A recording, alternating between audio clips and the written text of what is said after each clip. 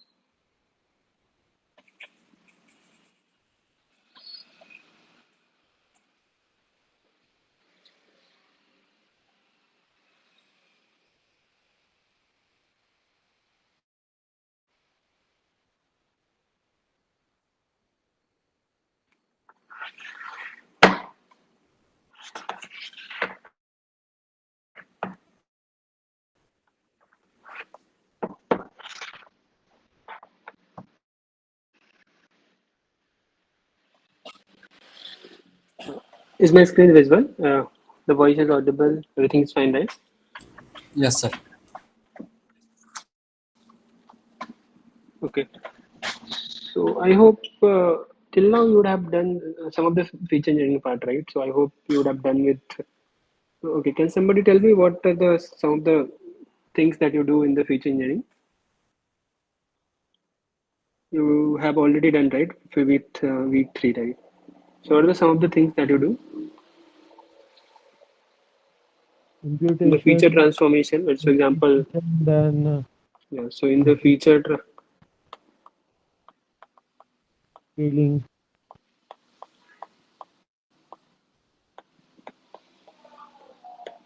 yeah. So what do you do? You do in the feature engineering. The first thing that you do is missing values, right? Computation. Correct. Or maybe you handles categorical data also, right? Can somebody tell me what do you do for the handling the categorical data? What are some of the things that you do? If let's for example, if you have ordinal data, what do you do? We ordinary encoding maybe we use. Okay, so first thing, if you have a nominal data you know, right? Yes, sir. Okay, so what do you mean by nominal data? Categorical data without any order. Order doesn't Yeah. matter there. Okay, so what do you do there?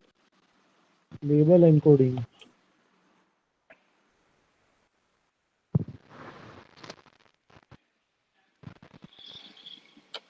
Just give me my voice is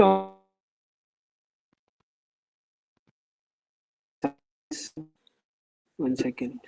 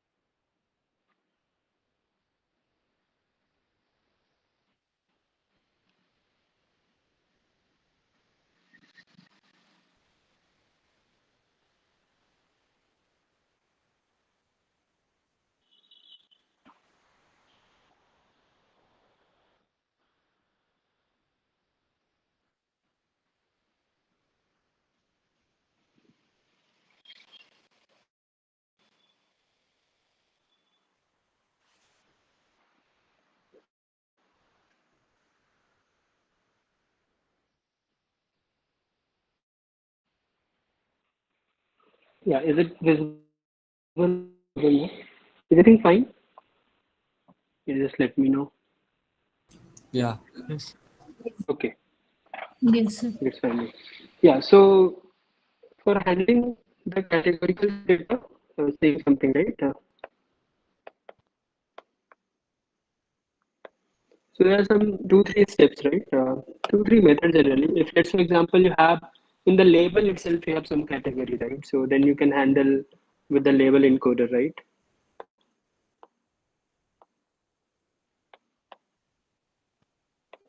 And if the data there is no like ordering, right? So it's not sort of like the Or data's, not. yeah. If the datas are not in some orders, right? Whatever the categorical data that you have been given, if those are not in some order, right, then you can use directly one-hot coding.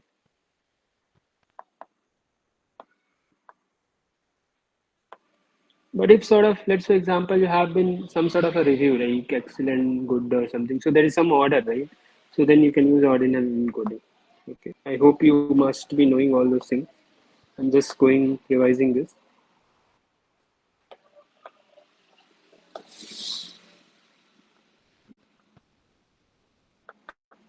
And then there are some other steps also like outlier detection, and then you have feature scaling also, right?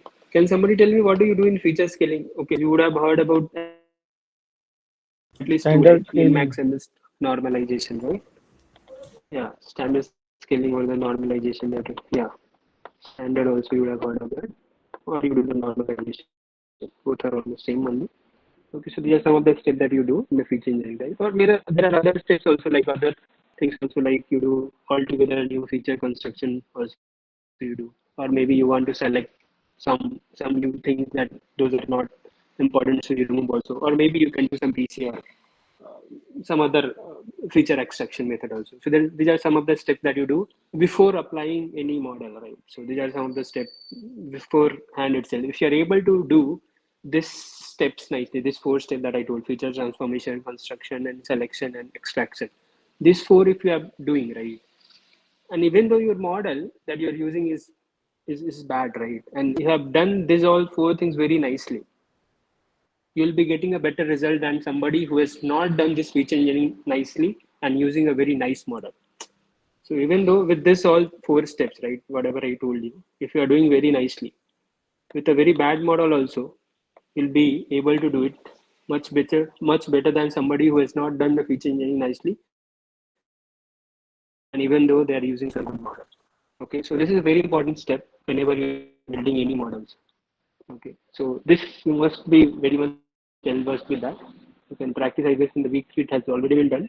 So we are not going into that. I just gave you an idea about those things. Okay. So in our week, we'll just be starting with the linear regression. I hope linear regression you would have read in MLT. Okay. So yeah, the third step. Okay, somebody is asking outline detection that you do in the feature transformation. So So audio is not out, clear. Is it for me only? Oh, is it it is not clear? breaking. Yeah.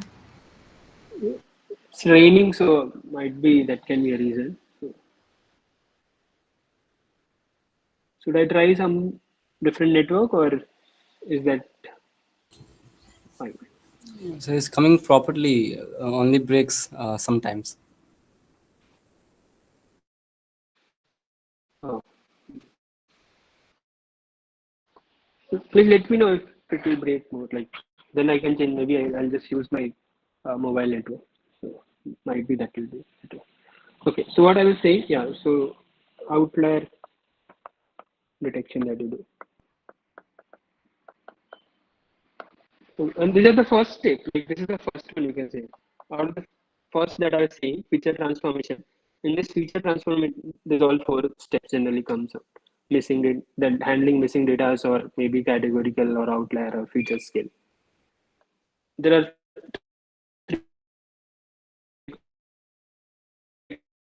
for So it's breaking, sir. Yes, sir. Your voice is breaking.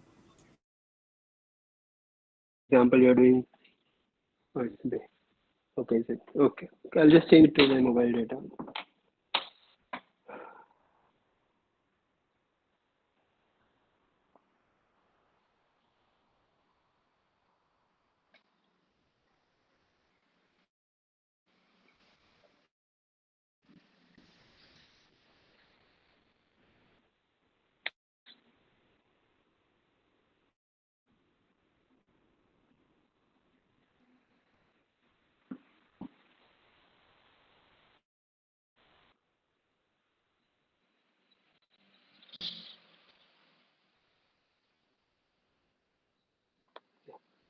I hope now it might be better, I guess.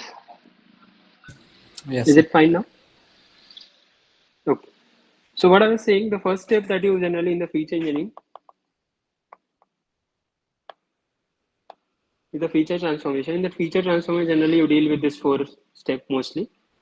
It's all depend on how the data is. Okay, so there's no hard and fast rule. It's all depend on how you're dealing with those, like what sort of unstructured, like at what level you have been given. Okay, so and before that also you do the EDA part, right? You just go through the data, get an idea about the data also, right?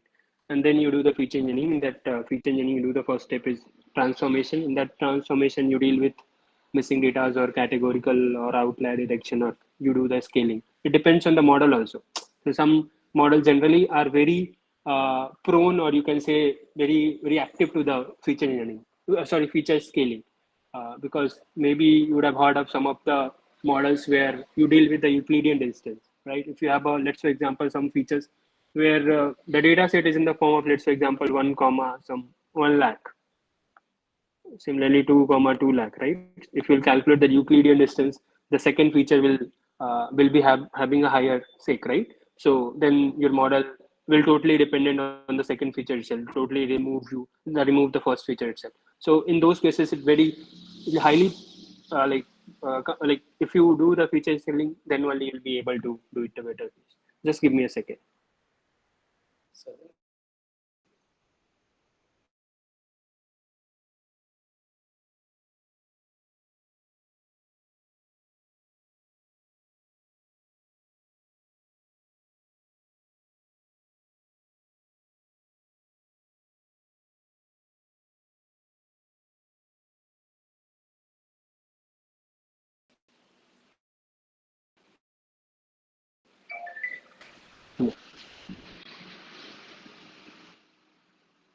Okay, so yeah, so but if you have some algorithm those are very prone, like with the value itself it is like highly reactive, then you have to do the feature scaling also.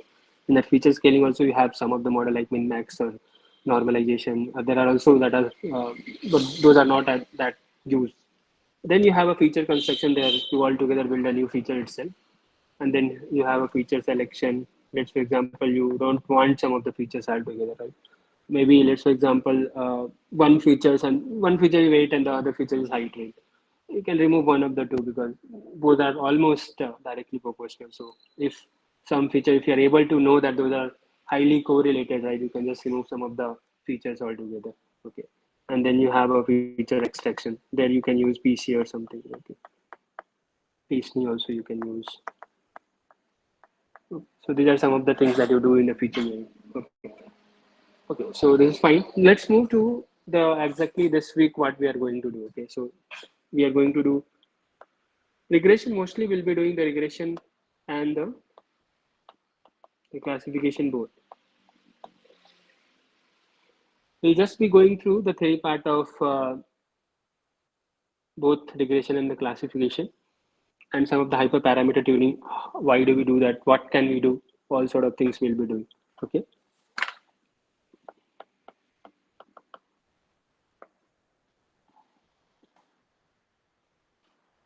Okay.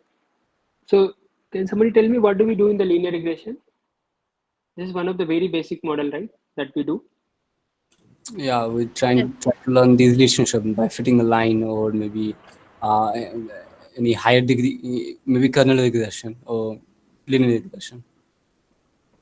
Correct. So if you have been, you just want a hyperplane, right?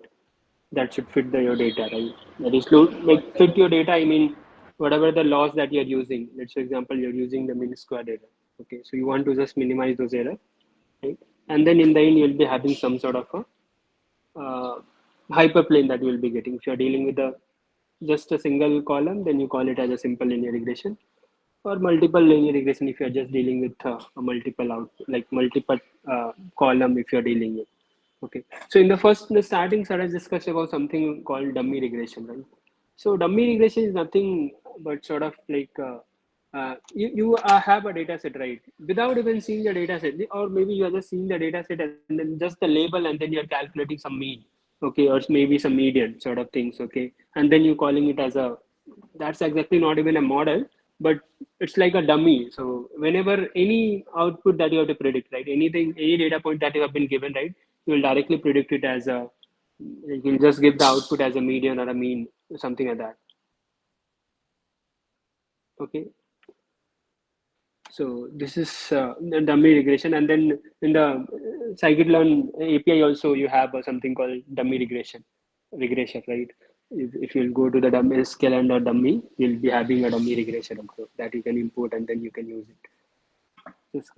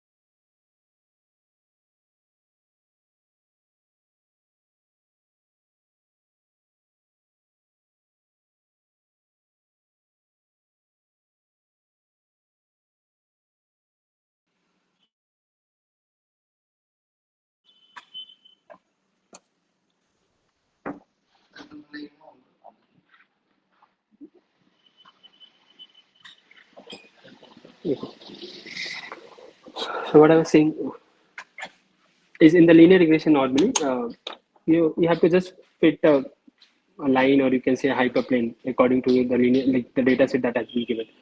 Okay, and here the label that you'll, I hope this is pretty clear, the data set that you'll be given will be having some sort of a label because you're dealing with a supervised learning.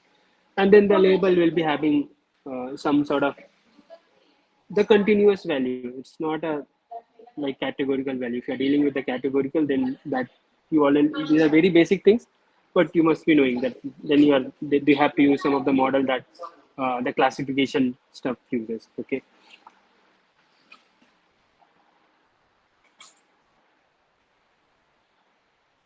I'll just upload the slide. Just wait. I'll just open the slide itself that has been used by our prof. So from there, it will be easier for me. Just give me a second.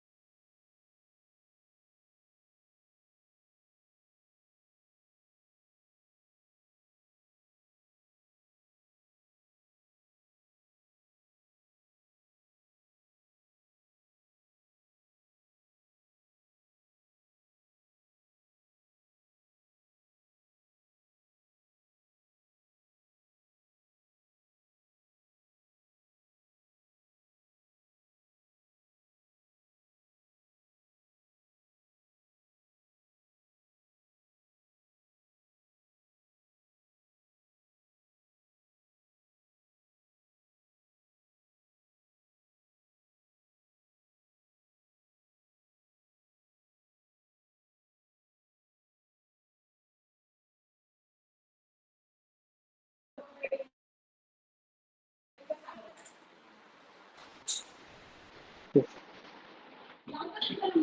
Okay. So what I was saying, I'm really sorry for that, but yeah, in between somebody's keep on coming. Okay, so we were dealing about the linear regression. This is the slide that has been used in our lecture also. So what I was saying, a dummy regression, right? I told you in the starting, dummy regression is nothing but it's sort of a very basic model, like where it's not, you can call it as a model also here. You can see that from the sklearn dummy, you can just import this dummy regression. There's nothing, so you can just keep this dummy regression as one of your standard.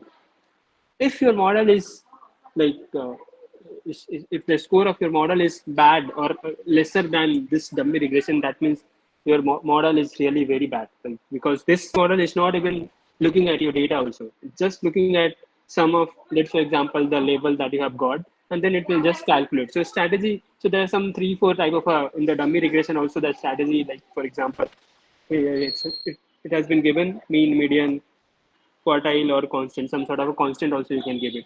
So let's for example, you just saw the data and you are a domain expert, and then anything that it comes, you just call it as, okay, this is the value that you will be getting. Okay, so this, you can call it as a model also. You just like calculate some sort of a mean, median, something from the output that has been given. So your model should not be performing like bad or worse than this for sure.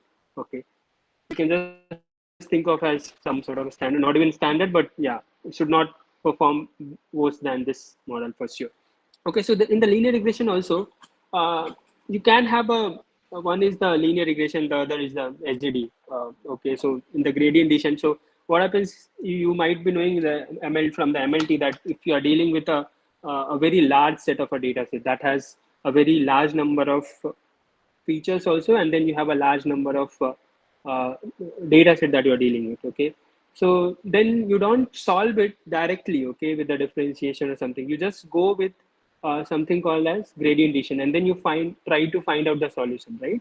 You don't directly like minimize your loss function, right? You go with basically you minimize the loss function itself, but you use something called gradient descent, right? If you have, let's for example, the number of data set and the number of the features that you're dealing with is very large, in some sort of a thousands or 10,000s or millions, right? Then you basically you go with the gradient descent, and in that gradient descent also, many a times what happens in the gradient descent also, if you have a large number, so if you have the number of features are very large, right, then you go directly to the you can use the gradient descent method. But even though if the number of data points are very large, that the n, the first step, what I was saying is, I can just write it here. So the first step, what I'm trying to say is, if let's for example you are dealing with a very large data set, right, that has the d is pretty high, okay, then you can use the gradient descent. But then you have somehow, because, okay, can somebody tell me what are the solution that you get if you're the linear regression that you use? The solution, I mean, the normal equation you meant, or what? XX Yeah. inverse So that's a W XX. transpose Xi, some sort of this in the form of you get it right, XX transpose some X. hyperplane. Huh. So the W star that you got in the form of XX transpose pseudo inverse or something. Inverse, if you are able to calculate the inverse, then inverse. If you are XY. not able to, then yeah, and then so correct. Yeah, this is the solution that you get it. The problem, let's for example, the D, the number of the features is pretty high, then you go with the gradient descent, right? But if let's for example, in the gradient descent also, if it is taking a lot of time, if the number of n, the number of data point is pretty high, then you go with Stochastic. stochastic, correct, gradient descent, right? So what happens in this SGD? You sample some points at random out of n Correct. and You sample carry some of out the data the points. So out of the same process, yeah. So out of the total data points that you have, right, randomly you sample some of the data points, okay, in the SCD, and then you perform the same thing, whatever you were doing in the gradient descent, right? So the same step, but here as the number is pretty high, okay, so you are using only some of the data points, not the all data point in each epoch, okay, and then more or less you'll be converged, like it will converge only. Okay, is this clear to everybody? So till now you have dealt with the linear regression, or you can use directly the SDG regression also. So that also can work. The SDG regression also can work. So here the only step, the difference is, it might take the linear regression if you are dealing with a very large number of points in large data. So the X or X transpose, the data matrix is pretty high, pretty big, right? Then you go with the SDD. Okay. So that's the only difference that you did. And in the SDT also, we'll see that what are the different types of hyperparameter that this SDD has. Okay. Okay. Apart from this, do you know about the error functions that you have? So one error function that you are dealing here is the mean square error, right? That is what you are dealing with, right? Yes, sir. Correct. You can have a mean absolute error also. Can somebody tell me how the mean square error sometimes performs better than the square error? In which type of a data set? Okay, leave that. What did you say? Oh, I couldn't hear. Data point is So you, centered around a mean normal type. many a times what happens if you have an outlier, right? A lot of outlier, then it can perform better. So that's why many a times you would have heard of this Huber loss also. Huber loss generally has a combination of mean square error plus the absolute error, right? So Huber loss that you deal, right? I'll go ahead. Okay, so okay, let's deal with first of all the sum of the hyper that it has the SDG regression as some of the hyperparameter that you can tune it. Let's, for example, the loss, you can use it. You can, there are others also. So here we are just dealing with two types of losses, right? Square error or Huber loss, right? So this Huber loss generally helps you. Many times what happens, we have some of our outlier also, very like a large number of outliers. So this can help you. Okay. So what is Huber loss? Yeah, so this is also sort of one kind of a loss itself. So here, this is a combination of square error, mean square error, and mean absolute error. Okay, so here also see what you were doing, you are minimizing the loss, right? The square error. So here, this will be a combination of the square error and your absolute error. So this is nothing but many times what happens, you can have a loss mean absolute error. There are some mean square error also many times uses. You can have R square also and then adjusted R square also. Okay, so the Huber will be a combination of the absolute and the square error. Okay, And combination in the so sense, you can is change kind it, of and is it kind of combination means is it kind of mean of both or how no, are no. they? So how do you write a square error? You write a square error, something like that, right? So how do you minimize some sort of X minus X transpose W minus Y? Okay, transform X transpose W minus Y, correct? Right? And this is what the square error, right? This yes. loss is square error, right? Huber is nothing but square error plus the absolute error also. So the total will be your loss function. So this Huber contains absolute error also just to deal with some of the outlier. If you feel like your data consists of a lot of outlier also, then you can use this loss. So basically you can try both and then can see which model is performing better from the accuracy. Okay. So you can just try it out. So that's why there are a lot of tuning that you can do. You can try it out square error also and Huber also. Okay. Did you get the idea? Yes, sir. Got it. Yeah. So, and now in the penalty, right? So you can have a L1, L2 and elastic net. I hope you might be knowing about the L1 and L2. What is this L1? And the L1 node for regularization. Correct. So do you know what are the methods to, okay, why do you do this regularization? To make the W's closer to 0. Closer to zero. And why are we doing that?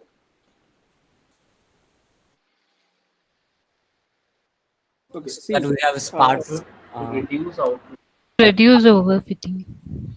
correct. Yeah, to reduce the overfitting, there are some steps, right? Either, so in the classification, you will read about the bagging, boosting, or regularization. Okay, these are the steps that you follow. to reduce the overfitting. Okay, and that's what the regularization means. So regularization help you to remove, or you can say the reduce the overfitting that a model has already on the training data set. Okay, and in that itself you read about the L1, L2 and elastic net. Elastic net is nothing, the combination of L1 and L2. The way I told you about the Huber loss, right? Huber error, that was a combination of absolute and square error. Here also this is sort of a combination of L1 and L2. So you can just fix some value, like what percentage of L1 you need and what percentage of L2. If the L1 is pretty high, then mostly you are dealing with L1 and so there is some difference between those two also. So in the L2 is generally a ridge regression that you would have read about, the ridge regression, right? And L1 is the lasso. What is the difference between these two?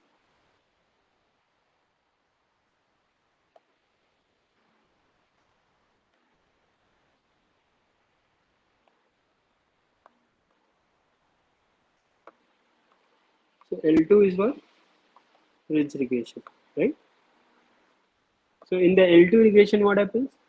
Yeah, both, no, both will help you to reduce the overfitting itself, to reduce overfitting. So in this we have closer to zero, but in Yes. lasso L, it can be actual zero as well. correct. So L2, what happens? Whatever the loss function that you were having, right? Some sort of y minus y cap. You have some extra term also, right? Some extra term in the form of, if you are dealing with a single column, then it will be the slope square, right? And if you are dealing with large number of features, then it will be modest, the length of that hyperplane. Correct? This is what it works.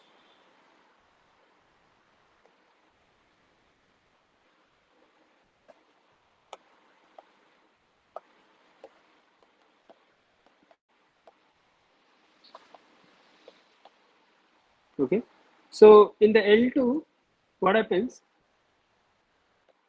So this will be closer to zero,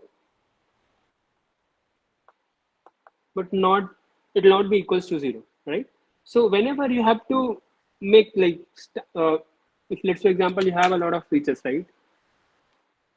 So this, if you'll use this ridge regression, right, it will just be helping you to reduce the overfitting. Okay, L1 can help you to reduce the overfitting also, and can also help you in feature selection, right? So somebody has written also, Suganya has written, right? So yeah, so it can help you to, because in the, when you will be using the lasso, many of the features you'll be getting, basically the coefficient of those features will become zero. That means you'll just be left with some very less number of features. So you can, lasso can help you in the feature selection also.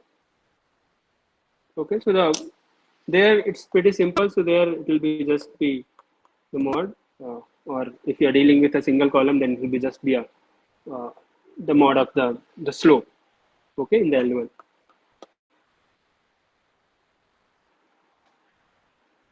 Okay. So there So are other about this features also W of field. transpose X minus Y the whole square, na? What? W transpose X minus Y the whole square, na? Yeah. Like transpose and then the same thing. Yeah, correct. This is the last one. Sir, this is for great chocolate or less. But W What, transpose Rohit? X is a real number, right? W transpose X and Y both are real numbers, so there is no transpose here involved, right? Y is a Where you are label, saying? right? Y is a label, right? So W transpose X and Y both are real numbers. So they don't have transposes, right? This you are saying? Yes. Okay, if you want to write it as a square, then you can write it as a square itself. Basically, what I was trying to, the hyperplane that you'll get it, right? Yes. Okay. Now this is fine, right? Yes, sir. Hmm. Sir, please plug your Yeah. laptop in charge.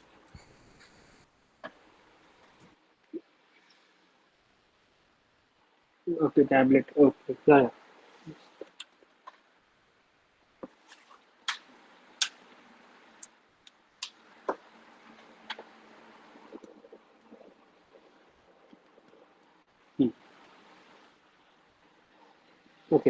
What are the other things that you get? Let's for example, if you are dealing with okay, so overfitting we were dealing with. Okay, what do you mean by overfitting? So what does that happens on the bias and the variance? If you are dealing with a model that is overfitting, so you'll be having a low bias or a high bias. Low bias. Bias will be low.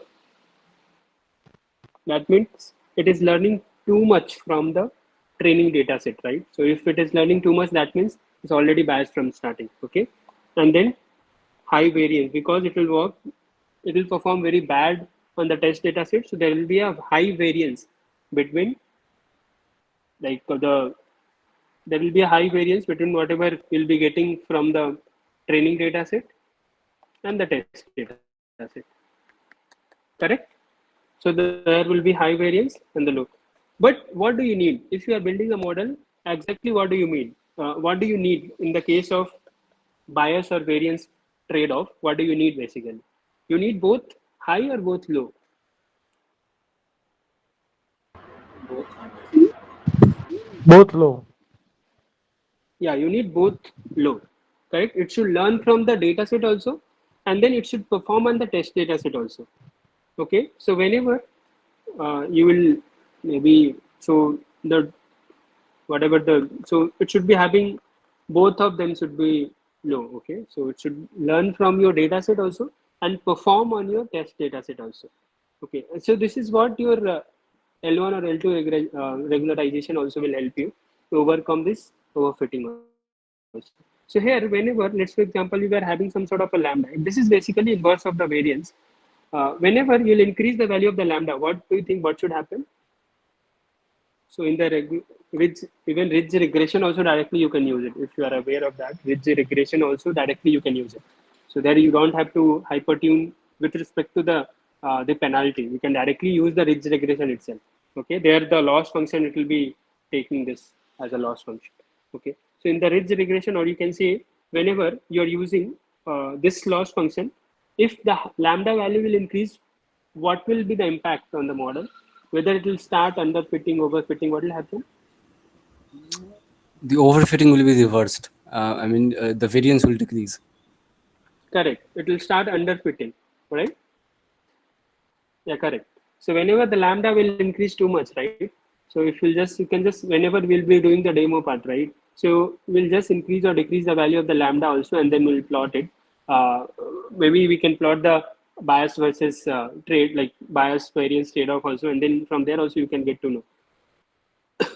So here also, whenever you'll start increasing the value of the lambda too much, it will start underfitting. Okay, and whenever the value, so you should be needing some sort of a middle value, right, where both of the bias versus the variance trade-off will be pretty good. Like both should be low. None of them should be very high. Okay, and this see, so the first thing that I told you about the ridge regression was it will reduce the overfitting. Okay, and the second thing is whenever, let's for example, the coefficient value is pretty big, right? So that also you can use it to reduce the just to shrink the value of the coefficient also. That also will be helpful, because you have a two thing, right? One thing is minimizing this loss function, and the other part is what, minimizing the length of this omega also, right? So this can help you to shrink the value of the omega also, the coefficient of whatever the model that you are getting. Okay, and in any case the lambda will help you. So the lambda, if let's for example the lambda, if you are increasing the value of the lambda in the ridge regression, so the bias will might increase, because and then the variance will start decreasing, and the inverse will happen. If the lambda, if you are decreasing, what will happen to the bias? The bias will start decreasing and the variance will start increasing. Okay, so this is what generally happens. Any doubt anybody has till now? No, right?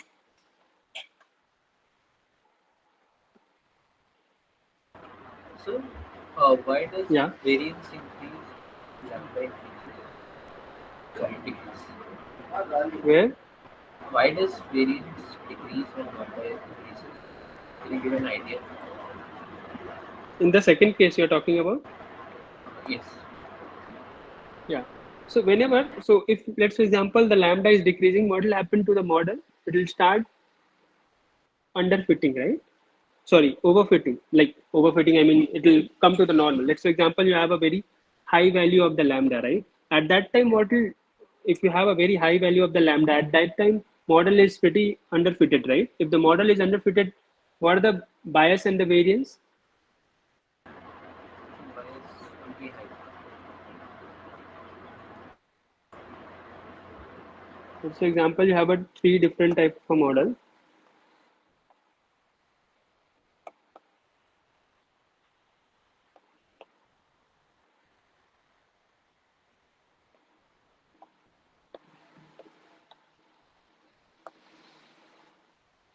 If this is a very bad model, okay, so the data set or something like it.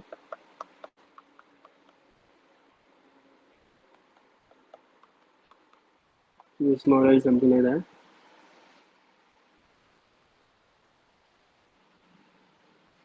So let's for example, I'm just writing it as this is a very overfitted. This is underfitted. Any model that is underfitted. Yeah. So here the bias is pretty high, right?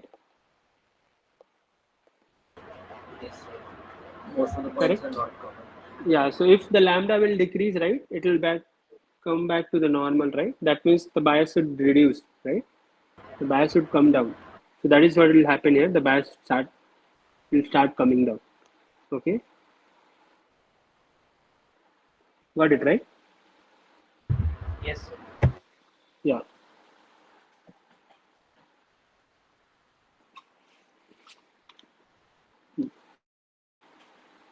Yeah. So come back to the other cases.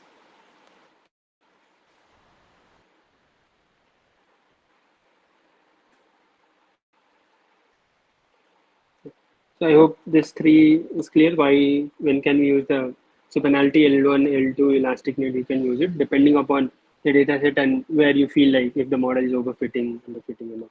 Okay, and then you have a learning rate also. This learning rate is for what? Because you are using SGD regression, right? So there must be some learning rate. Right? What do you mean by the learning rate? The eta, Yeah, correct. the step size. Correct. The step size that, yeah. So you have in the SDG regression, right?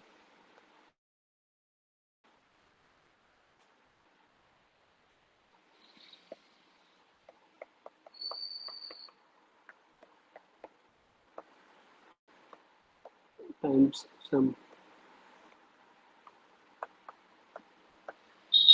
correct. So we are dealing with the step size, right?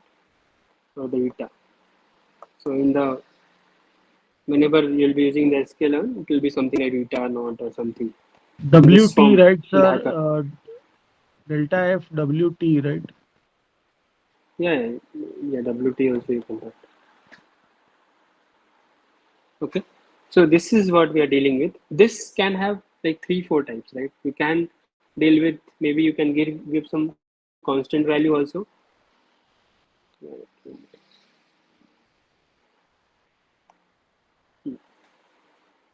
So you can give the learning rate, you can give it as a constant also. Or there are like optimum inverse scaling. This is, I guess, the default, or this is default. You can just check it which one is default. And then you have adaptive also. So in the Inverse constant, you can scaling. just give some constant value. What? I said inverse scaling is the default. Yeah, inverse scaling is the default. So you can directly keep use that also. Okay. So these are some very minute differences between these all. Constant, you can just fix the step size always.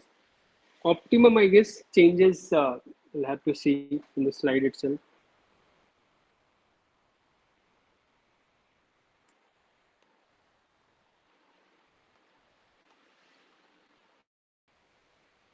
Yeah. So the first thing is, if you, let's say example, you just want to keep the learning rate as a constant, this is what you can directly use it as, this not that difficult, and you can just fix the value. So eta value is given also, 10 to the power minus 2 also has been given here. Okay, you can just give it as some value that you want to keep. What is this? 1 E minus What is this? Eta 0 is equals to. Is how we read this, right? Yeah. So this is something like 10 to the power minus 2. Okay, 0.02, something like that. Okay, 10 to the power minus 2. Because when Huh. E is given to Mm. it's 10 to the power minus 2, right? It's not E to the Yeah, power yeah. minus 2. No, it's like 0.02 something. This is what we read. 0.02. That will be 10 power minus 2. 0.0. Okay. Yeah.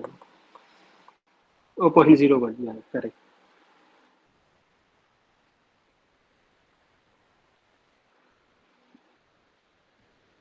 Hmm. And the next is, yeah, let's for example, if you're putting it as a adaptive learning, right? So here what will happen, the initial value, some constant has been given as long as the training loss degree. So here what happens, this like automated sort of thing. So if the loss function, so I guess the constant you are dealt with the constant is pretty simple, you just fix it some value. Okay. There is some called, okay, this is, there is something called optimum also, and then adaptive. In the adaptive, what happens, if let's for example you have given some eta naught, okay, some eta naught value has already been given to the model. If the loss function is not getting, like it's not decreasing, okay, much, okay, so it will start decreasing the value of the learning, the step size itself. So here also it's written, when the stopping criteria is reached, the learning rate is divided by 5, or the training loop continues. The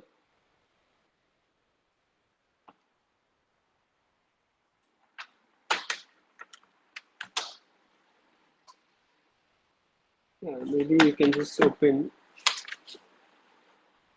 the documentation. Let me open the documentation of the SGD regression itself. SGD regression.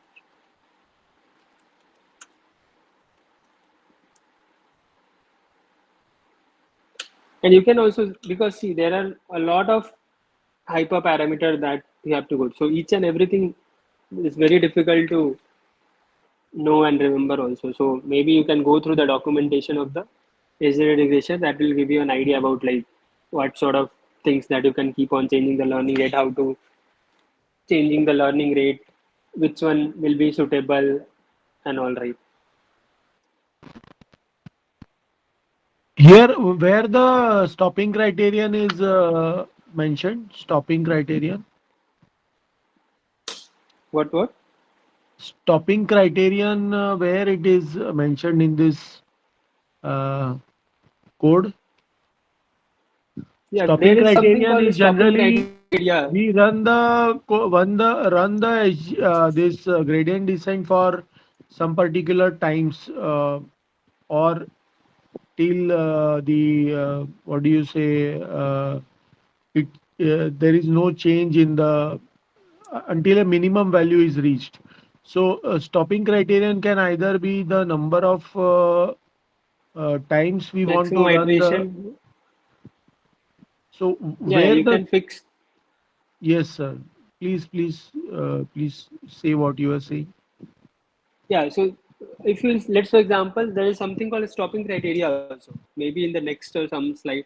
Yeah, so let's for example, you want to fix the epoch number of epoch after which it should stop it. Let's for example, the maximum iteration that you want to fix it as 100. After 100 epoch, it will just reduce it. Whatever the W that you'll be getting, that will be given as an output. So here also you can see, right? If you are fixing, let's for example, the set maximum iteration to the desired number of epoch, right? So here you have something called maximum iteration also. It's equal to 100, right? Okay, so max iter is one of the stopping criteria. Yeah. Okay. Another can Then, be like what is minimum value. yeah, yeah. Another can be, let's for example, you are using the, okay, squared error, loss error that you are using. The another can be, let's for example, uh, if the iteration, then the step size that you're using, right, it's not changing for the, like, you have given some sort of a tolerance. So this is the second criteria, stopping criteria, where let's say example, you have given the maximum iteration as a 500. In any case, after 500 epoch, it will stop. but you have given some other condition also. Let's, for example, you have given the TOL. If this is some sort of a tolerance. That means what? If the step size, right, that you are giving, right, or so yeah, so it's equals to some sort of 10 to the power minus 3. If there is the changes that is happening, right, it is less than this for the 5 epoch continuously, then it should stop it. Otherwise, it should go and work till 500 epoch. Okay, so this, you can see that the SDG regression stops when the training loss doesn't improve the loss function. So if the tolerance, right, okay, so whatever the best loss that you have got, right, and the tolerance that you are getting, if there is not much fluctuation for the last, like, continuously 5 epoch, then it will stop it. Okay, it will come out. Okay, So otherwise, if it is, the yeah, tolerance is for the loss function. yeah, this is for the loss function.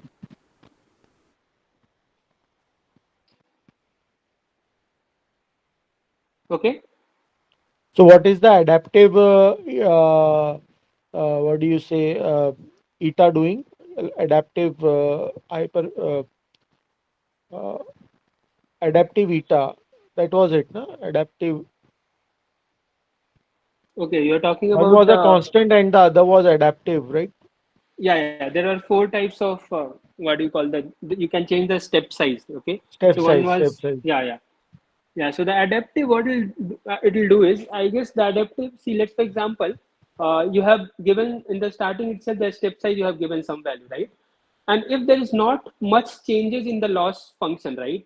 Because let's, for example, you are giving some sort of a constant value, or it is fluctuating. Let's, for example, you are, let's think of as a parabola, okay? And then the step size is a bit bigger, okay? In the starting, you have given some step size that was bigger, okay? That maybe a high value you have given. So because of that, what is happening? It's not reaching to the minimum value, okay? It's not reaching here. So let's, for example, there's a hyperbola that is the parabola. Okay, you can just think of as an n dimension, but it's not from here. It is just jumping here and then jumping here and there, right? So what do you need? You need to decrease the step size, right, at that point. Correct. See, if you would have given directly the constant value, it will just keep on oscillating, right? It needs some smaller step size from there. So if you are using the adaptive, right, it will start, I guess, reducing the value itself. Maybe divide by 5 or divide by 10, something it will do, so that the step size will start reducing, and then you can reach out to the minima. Okay. So So after this is max iter is reached, then the step size will be decreased. after. So when will the step size be? After how many? After how many steps Yeah, the yeah, you step can see size? that. Yeah, one second. Once it's there in some of the, yeah. So let's, for example, you were using the, no, this is the inverse scaling. In the inverse scaling also it will do. So you have just fixed the eta value in the starting, and then here the formula is something like eta equals to eta naught upon some 10 to the power. Some formula here also it's there. So all sort of things, this hyperparameter has a different formula that it uses. So here you can see that in the inverse learning what it does. So maybe what you can do is you can go to the documentation. Maybe you can ask the ChatGPT also to, because there are a lot of hyperparameters there, right? So maybe let me just check it and then give it back to you. This is the adaptive one, right? You're asking about.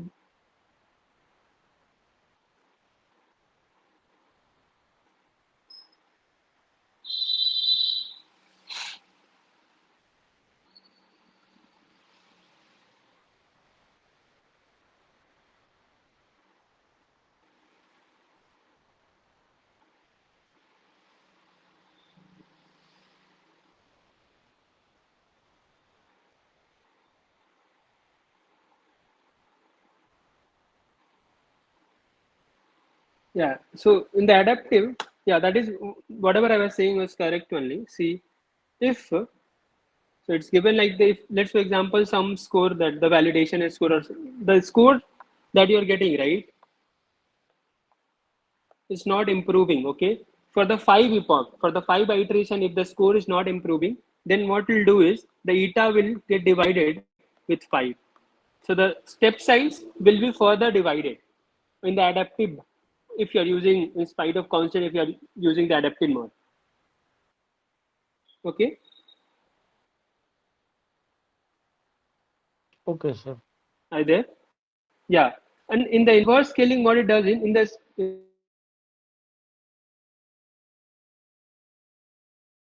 also in the starting you have fixed the eta value, so you can just fix the eta, zeta, whatever you want to call it as. Okay. But there it's some formula. So after some, see here the formula is something like whatever in the starting that you have given, t to the power some power also you'll be giving. So it will start reducing. After, if the score is not improving, the step size automatically will start reducing. And here also this power also you have to give it.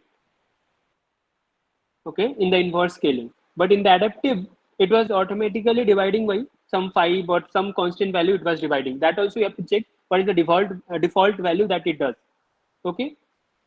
So in the starting, if you are getting confused, so I'll just tell you the brief. What was that? So in the constant, the value was constant. In the inverse scaling, it will change depending upon the scores. Okay, and that power also you have to give it. So nt equals to n naught upon some constant. Okay, and that power also you have to give it. So that will further divide the step size. Okay, in the adaptive model, what will happen? Let's, for example, the score is not improving after 5 epoch also, then it will suddenly decrease. So maybe it was rotating, right? It was on the oscillation and the score was not getting improved. So what it does is, it will further reduce the step size and then it will try to get the different hyperplane. Okay, is this clear now? Yes, sir. It is saying here it reduces after every iteration. Where? Learning rate reduces after every iteration. Yeah, Whereas, for the inverse scaling. Okay, for the okay, inverse scaling, yeah, it reduces after maybe it will depend on the maybe from the next step, the maybe the iteration, the step size will start reducing in every step, the next coming stage. whereas in the adaptive one, it reduces after some fixed Yeah, epochs. after some 5 or 10 epochs, when the validation will check for the coming 5 epoch, if the validation score doesn't improve, it will automatically adjust. Okay, it will reduce it by 5, divide it by 5 or something. Okay. Yeah, that itself is not written, but yeah, that is how the adaptive works. Uh, Sir, in inverse scaling, how to set that power? Does it is it based on the model that we create? Which power? You told Yeah, about okay, that this value. T selection, T and comma power T. So how to select this power T? I can't hear you. Can you just T selection or what you said? Acha, this you're talking about? Yes, sir. Yeah, these are all random, like hit and trial only. You can try it out. When is there any shortcut or any kind of methodological way to reach this power optimal thing? No, the only thing it should be there is the value should be very small, because if you are giving a very large step size, then you are not going to get the gradient descent will not converge, right? So that should be in your mind. So that's why we are using a lot of things, right? Because see, if that was working, we would have used the constant only, right? That's why we came to the inverse scaling, where in every further step the step size is reducing. The only goal is that, see, in the starting, let's for example, if this was a parabola where we were dealing with to get the minimum value, if it was here, the step size should be as big as possible. But whenever we are moving close, right, the step size should reduce as much as possible. And in the adaptive also, we are doing the same thing. If there is some sort of oscillation or if the value is not decreasing, we'll just reduce the step size so that it will start coming closer. So if let's say if this was oscillating, if we'll just reduce it by 5 or something, it will come here, right? And then stop like oscillating. And then again, we can reduce it if the validation score or the score is not improving. Okay.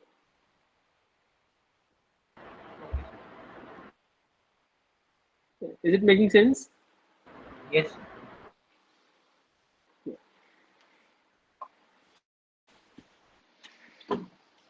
Okay.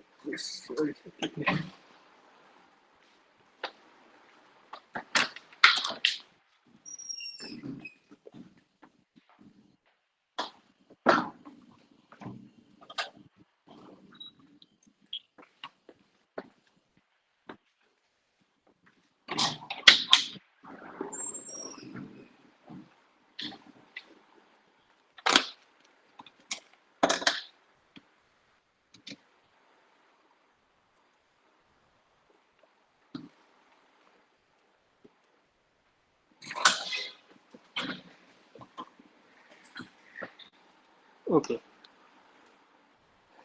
So now, uh, okay, so we have dealt with this.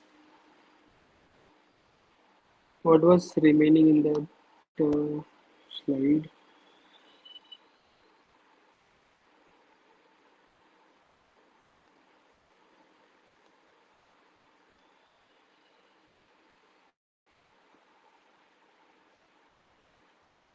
Yeah, we have dealt with the stopping criteria also. There is something called stopping criteria also. So it all depends on, let's say example, you have already given the number of iteration itself, like 500 or some iteration. Okay. So it will stop after the 500 iteration. Okay. Or if you are giving some other condition also, the like the tolerance or the number of iteration where there is no change in the validation. If there is no score change for the like 5 with this tolerance, right? Let's for example, one was the score that you already in the tolerance you have fixed it as 5, even though it's a very big number, you should not be putting that number. Just for the clarification, I'm saying if it is not like improving, like if it is under 6 always, right, for the next 5 iteration, then it should like if it is not improving, okay, then you can stop it there itself. If it is improving, then you can go to the maximum iteration, that is 500. Okay, but if it's not improving, you can just stop it there itself, because it's not even improved. Like for the last 5 epoch, we have already seen that. Okay, so here also it's written, right, the regression will stop when the training loss doesn't improve. The loss, if this is greater than some sort of tolerance that you have given, okay, if it's not improving by then you should stop it. Otherwise you should go till the maximum iteration that you have fixed it. This is not the best loss minus toss. Can you go? Can you go up? Yeah. A best loss minus toll. It's not best loss is we are considering as the tolerance, right? It is appearing No, like there is best some loss. tolerance. Some tolerance you have already been given. So till now, whatever the, let's for example, you have got something, right? Best loss has been calculated. Depending upon the loss, you have got some hyperplane, right? And then with this tolerance, if that is not improving from that loss, right, then you can stop it. So let's for example, the tolerance is some 0.0001 something, okay? If the best score was some value, okay, 0.0, or maybe let's for example 5 was the best score, and the tolerance is 1, okay, if let's for example you are not improving with the plus minus of 1, right, then you can stop it. Are you getting my point, what I'm trying to say? Okay. Right. Yeah. So the best score from the best loss itself, you have got some sort of a hyperplane, right? If you are not able to get it further, right, then you should stop. If you are able to, then you should keep on doing that and go to that like converging condition and then get the hyperplane. Okay.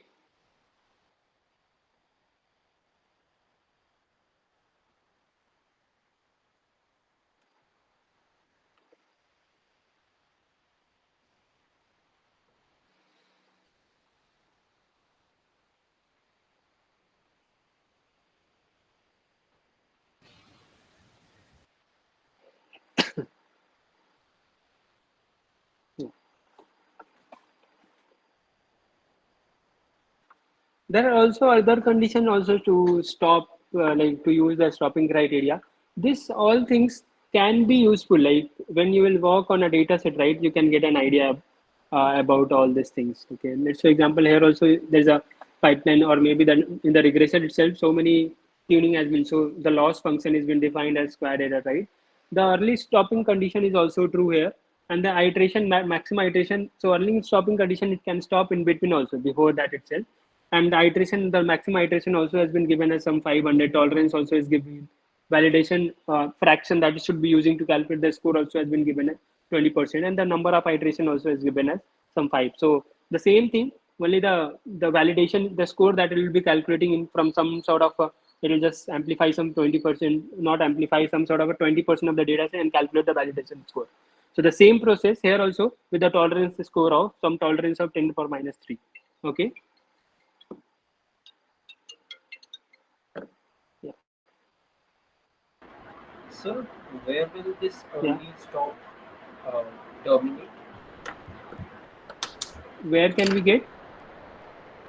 If we use this early stop, then at which point will the code terminate? Yeah, I told you, right? If the let's for example the score that the validation score is not improving with some tolerance, right? For the continuously 5 times, right? Then it should stop at that point. If it is not, then it'll go till 500 iteration. Five, does it mean any consecutive five set of data Yeah, points or consecutive only. Yeah, first yeah, validation? consecutive only.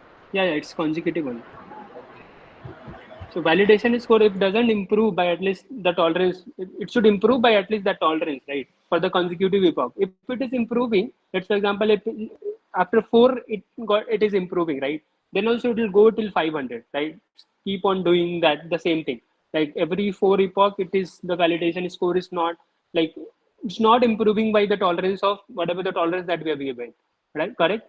And in one of the steps, let's for example, after 250 iteration consecutively 5 times, the validation score is is under the tolerance level. Okay, if that happens, that will stop at that particular. So in the 255th epoch, it will stop it. So the validation score is given by our side, right? I mean, in that example, it was given 0.2. So it should be greater than 0.2. Otherwise, the code will not work. What validation score? And validation score is given from our side, right? I mean, it is an input from the user. So validation score it will calculate, right? The same thing, only the here is like we are just giving some sort of a fraction, the data set of a fraction, 20% of the data set. The same thing will Okay. happen. Yeah. We are only giving that out of the full data, you have to use 20% calculator score. Yeah, correct. Okay. And from that So score, it there will is something. compare. Yeah. Okay. See, and there is something called average also. So let's, for example, something called average also, if you are putting it as a true, then it will just calculate the weight value as the average of the initial. Let's, for example, in the 10th line, it will just calculate the average of the previous 9 steps. So, sir, suppose we put the maximum iterations as 250, and Okay. starting from the 50th iteration, on the 50th iteration, we got a loss of 5. Okay. Suppose we have put the tolerance as 10 to the power minus 3, Hmm. and on the 51st iteration, we got a loss which was less than 5 minus the tolerance level. Uh, 5 minus the tolerance So level. you're just okay. So in the fifth iteration, that it didn't cross the tolerance level. This is what you're trying to say. Yes, For the yes. 5 consecutive. Yeah, if it is not crossing the, let's for example, so it should get a score of, let's say the my best score was 6, okay, and one is the Okay. tolerance, okay. If I'm not able to improve by one, right? If I'm not crossing some like less than one plus minus one, then it should stop it because it's not improving. My model is not improving, right? That's the only thing. If it is not improving with the tolerance value, right, then it should stop it. There is no point W- of again repeating the What is same this thing. validation score? Validation score is the normal score that you calculate, right? The only thing is there you're just putting some valid like 20% of the data set. Okay. So yeah, you split something, right? In test and validation that you do, right? In the normal model also that you build. It just has So been done to improve. Like it should work faster, right? It should not work on the whole So, data set or something like that. our generally what we learned in MLT was that the loss is the criteria which we use for the stochastic gradient. The loss which the loss should till the loss decreases uh, in consecutive iterations when the loss does not decrease below the tolerance level, then we stop. That is what we learned. So, how does it match here? That's what I wanted to understand. So here also the same thing is happening. What's the difference here? Validation score, that's why I got a little bit confused. No, no. See, for any model that you create, right, you get a. So, see, anything, a loss or the score can be totally like, see, for any model that you are building, right, what basically you want to take, like whenever you have to get some sort of a hyperplane, you reduce your loss or maybe minimize the loss, right? Or maximize the score. See, you will learn later that whenever, so many of the more like metrics that you are using, right, that can be used as a score also. That will be negative of that. Basically, whatever you're dealing here, totally opposite of that. You'll come to know about those things also. So you don't have to much worry about that thing. So losses, you are just minimizing, and the score you have to just maximize it. That's it. So we will do the stochastic gradient descent on the training data set and then validate on the validation data set, which is the 20% of the data that we have reserved for validation, correct? And then Correct. calculate the score and then again go back to the training data and then do the adaptive tuning of the eta and then get a new value of W and then again apply it on the validation data set and keep doing this iteratively, correct? Correct. So then yeah, so we have to switch between the test, the training and the validation data.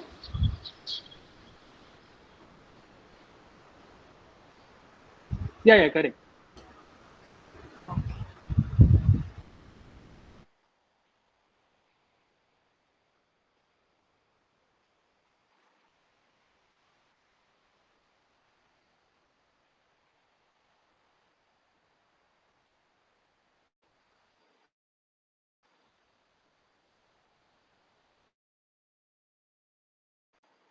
Okay. Okay, so till now, the basic part about the SDG regression we have done. See, there are some model evaluation technique also. Let's for example, yeah, these all things. I hope you are already aware of this splitting and then fitting linear regression, error calculation, and all those things. Okay, R square you are already aware, right? What do you mean by R square? No, sir. No, sir. Okay, so R square also you would have studied in some stats courses, I hope. So see, the way you calculate the square error, right? So in the square error also, this is R square is also one of the metric to know whether the model that you have built is how is your model basically. R square is nothing, it compares. See, the formula is 1 minus U upon V. U is something like how does your model perform upon, like, how did your model that you have built is studied or learned from the the column that you have been given, the features that has been given, and the V is nothing but, let's for example, how does your model work, like without even seeing the data set, like some sort of a median or mode. Okay, that is what your V implies, and U implies the model that has studied from the features. Okay, so that's the R square that you, if let's for example, the R square is very big, it's close to 1. Okay, that means what? Your model has like studied or learned too much from your data set. Okay, if it is coming out to be 0, right, that means what? U upon V is 1. That means your model is giving the same output as if I would have built a model without even seeing the data. Okay, then only U upon B can be 1, right? That means what? Your model is quite bad. Are you able to understand this?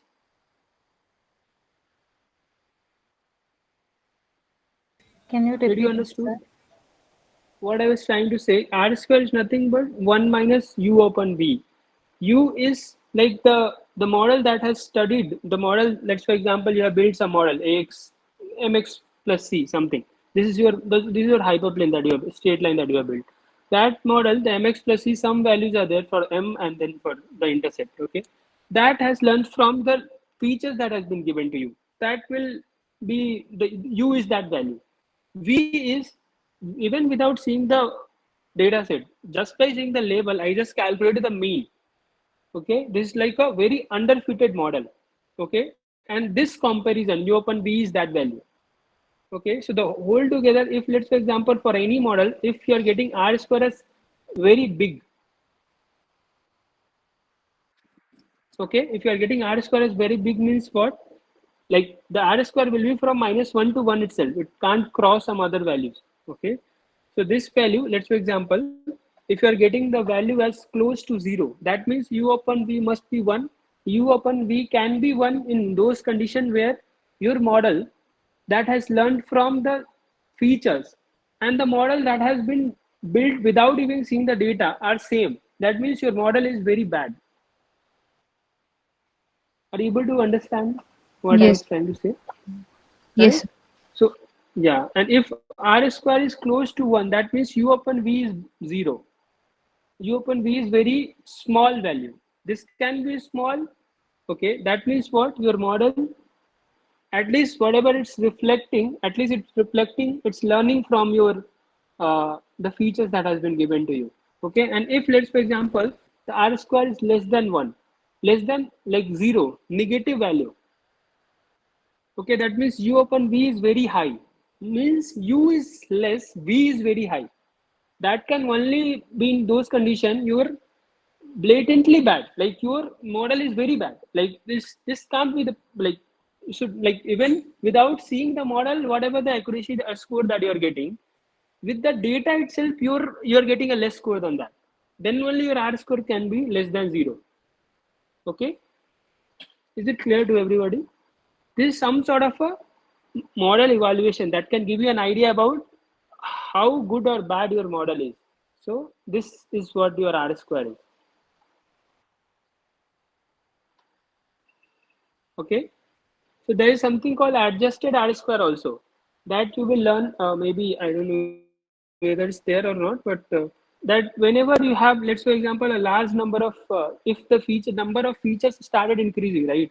What happens in the R square is it will always be start decreasing, but that should not be the case. Many a times what happens, you can have some irrelevant column also. In those cases also R square will start decreasing. That should not happen. So that's why to overcome those conditions where there is some, even though some irrelevant features and then also the R square is decreasing, that should not happen. So we use the adjusted R square as one of the metric to calculate the score of something. So this R square is coefficient of determination.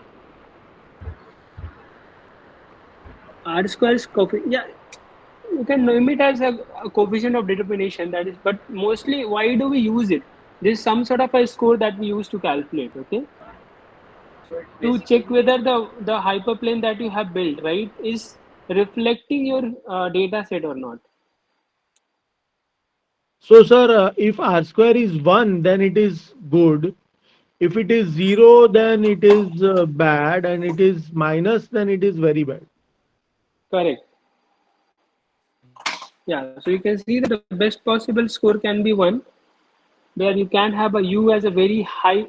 Yeah, it can be, yeah, the best possible score can be 1 and the worst can be like can be less than 0 also, but normally it doesn't go below 0. Okay, sir, but one does one not represent overfitting, or is what the overfit one? best possible score of one? Does it not? Yeah, you can.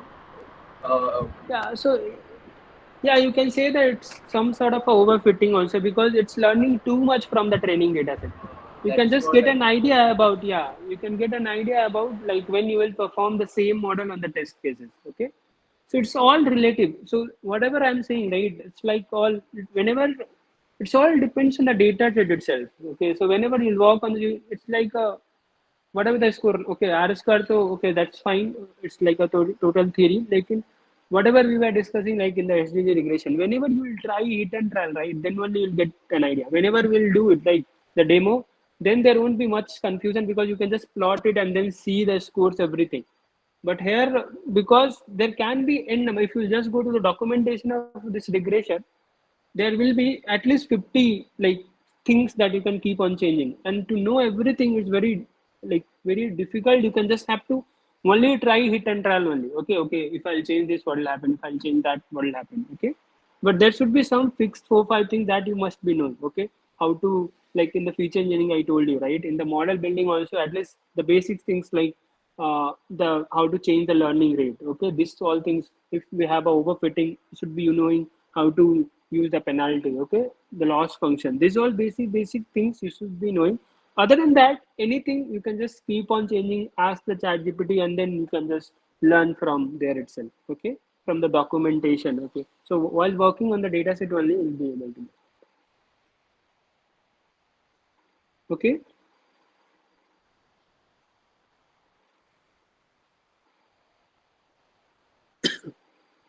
And there are also cross-validation method also. I hope you have already learned about the k-fold or leave out one.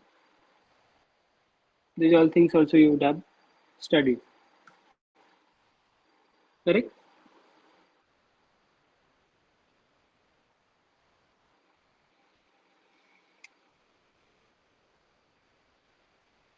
Are you there?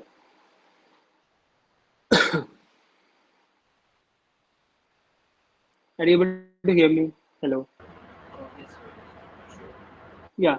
So mostly in the and then you deal with the polynomial regression. That is also very basic stuff. Like what happens in the polynomial regression whenever, let's say example, see linear regression has some sort of a assumption also that we make that the data set that we are dealing with is always linear mostly in any hyperplane in any of the dimension, but we normally deal with the data set.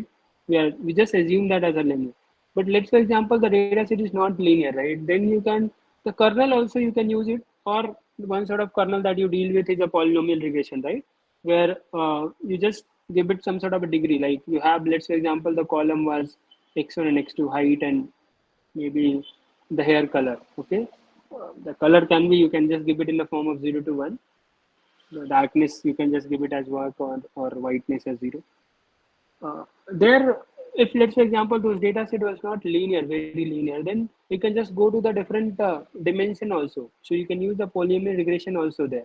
There also there are some condition if you want to use the nth dimension or not. So there are a lot of tuning that you have to do. So in the polynomial regression also, let's say example you want to go it from 2 degree to 6 degree, right?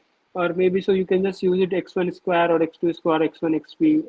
So the combination you can use it. So you have to just use the polynomial regression with the degree of 2, 3, 4, whatever you want to call it, and then you can go to that dimension.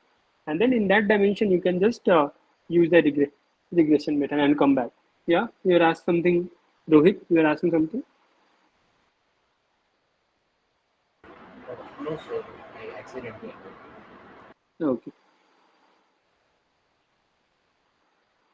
And so in the starting 4-5 lectures, this is what has been dealt, the regression part. Okay.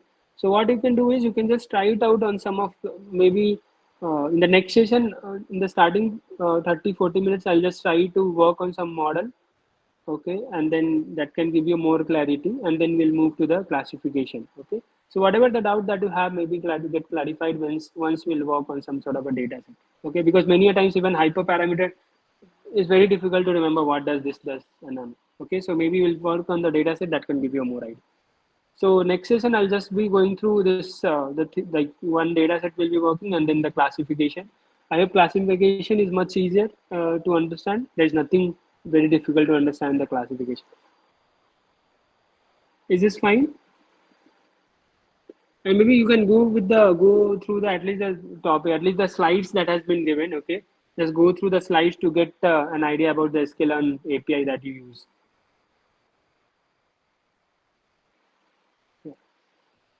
Okay, so we'll meet in the next session. For the, I'll just go through one data set and then classification we'll do in the next session. Any doubt that you have, whatever we have discussed?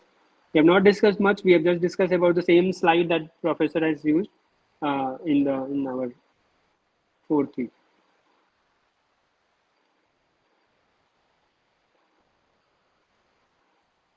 Anything that you have?